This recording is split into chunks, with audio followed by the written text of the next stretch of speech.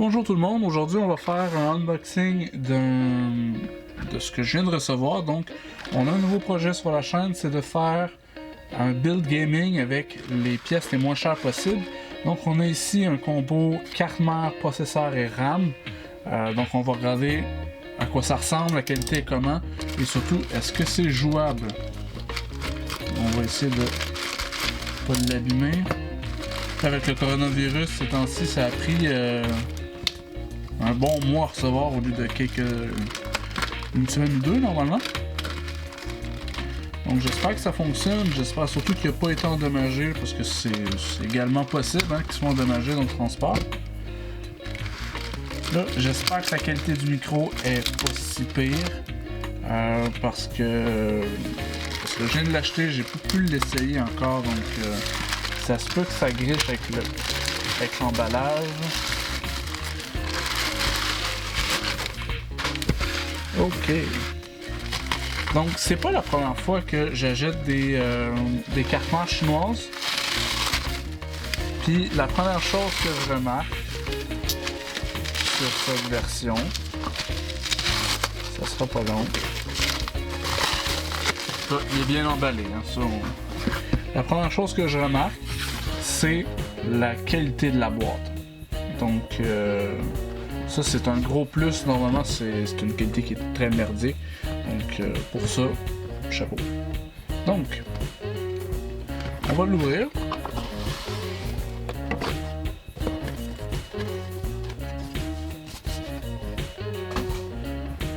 Donc on a l'IO plate.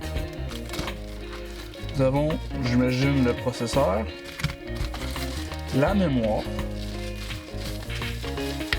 qui devrait être 2x4, un total de 8 GB, sachant que 8 GB c'est généralement suffisant là, pour le gaming, donc ça devrait aller. Là, la seule chose que je remarque, le processeur il est dans un emballage antistatique, mais pas la RAM, j'espère qu'elle marche encore. On a ce qui va servir pour le cooler. On a un câble SATA. On a les vis qui vont tenir le support de cooler. Et finalement, on a la carte mère. Voyons voir ce que ça donne. Donc, c'est pas le... C'est sûr que c'est pas une carte mère de gaming comme on les connaît, là, donc c'est du X79. La seule chose que je tenais quand je l'ai acheté, c'est qu'il y ait vraiment 4 slots de RAM, parce que souvent ils en ont juste 2. Et cette version a même le M2, ce qui n'est pas toujours le cas. Donc moi je l'ai utilisé un Samsung, je l'ai. On notera l'absence de la batterie. Ouais, pas de batterie. Pas très grave, on en mettra une. On a 4 connecteurs. On a les connecteurs SATA. Le 24 pins est bien situé. Ce qui arrive souvent avec les cartes chinoises, c'est qu'il est en plein milieu. Donc c'est pour faire un cable management qui a de l'allure, on oublie ça, c'est de la scrap. Donc on a le connecteur de fan CPU, le connecteur de fan châssis. On a l'audio, on a le hub USB 3, donc pour les boîtiers récents ça va être pratique. On va avoir les hubs USB, ça c'est l'IO avant. On notera la présence probable d'un haut-parleur, donc c'est toujours quelque chose que j'oublie quand je monte un build. S'il ne boot pas, ben, tu te demandes pourquoi, parce que souvent ils en ont pas. Ça fait un petit bout qu'il n'y en a plus dans le boîtier. On a à l'arrière le connecteur PS2 de clavier souris. On a 4 ports USB 2, 2 ports USB 3, la carte réseau qui est probablement du gigabyte. Et on a finalement la carte son qui doit pas être vargeuse, mais ça fait la job. Donc voici pour la carte mère.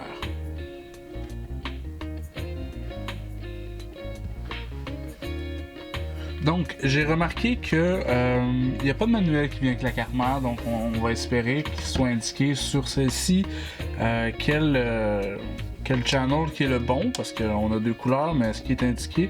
Donc, on voit ici, je sais pas si vous le voyez. Donc, le DIMM 1 et 4, 1 et 3, pardon, puis 4 et 2. Donc, comme on veut le mettre en dual channel, on va le mettre sur le 1 et le 2. Donc, ça devrait être les deux noirs. Ça se peut que quand on le boot, ça marche pas. On va le savoir. On va le savoir quand il va ouvrir. Donc, installation du processeur maintenant. Donc, les X79, il y a deux braquettes. C'est pas comme les 1150. Tous les sockets professionnels, là, ils ont souvent deux braquettes parce que le CPU est beaucoup plus gros qu'un CPU standard.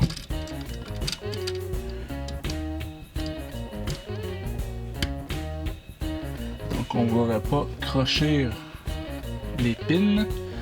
Juste à titre d'exemple, je vais vous montrer la grosseur d'un processeur standard.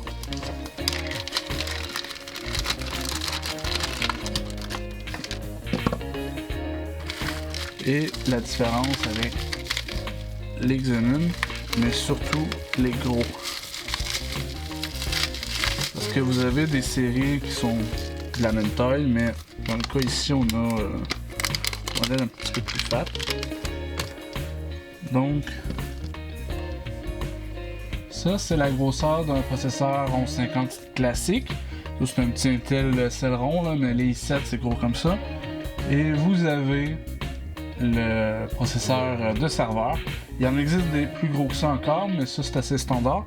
Donc, ne surtout pas l'échapper dedans, ce serait vraiment bad. De toute façon, on ne peut pas vraiment vous tromper parce qu'il y a des encoches en haut et en bas.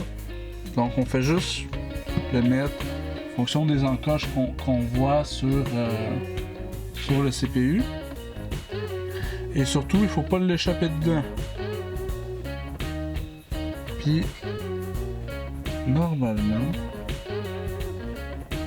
oui, ça c'est bien. Pas de flèche. Donc, on n'a pas de flèche pour nous indiquer le sens. On va y aller avec les pins. Donc, de ce que je vois, là, ça va aller.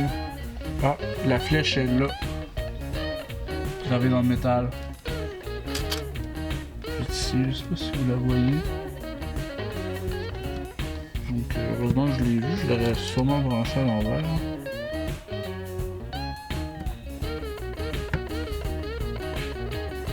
Donc là, on ferme un battant.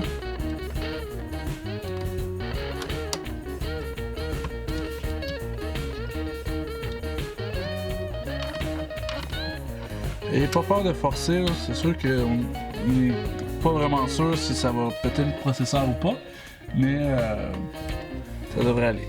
Donc, nous avons ici un kit en X79, donc LGA 2011 version 1, avec 8 GB de mémoire qui est de la DDR3 1333 de serveur. Donc, c'est pas la même que de la RAM DDR3 classique. Pour le gaming, il n'y a aucune différence. En fait, on ne servira pas de la fonction serveur de celle-ci, mais c'est surtout que le prix est nettement inférieur. On peut facilement trouver 32 GB de RAM pour 60$. Donc, c'est pas du tout pareil. Comme c'est une machine qui va également pouvoir servir de machine de montage, ça peut être intéressant au niveau du prix de la RAM. Et le processeur là-dessus, nous avons un Intel Xeon E5 2620 version 1. J'ai pris la version 1 parce que c'était la moins chère pour le moment. C'est sûr que dans les prochaines versions, je risque probablement d'utiliser la version 2 ou peut-être même la version 3. Par contre, la version 3, c'est du X99, c'est pas du X79. Donc, on a une différence de prix d'une part, mais également, c'est de la DDR4.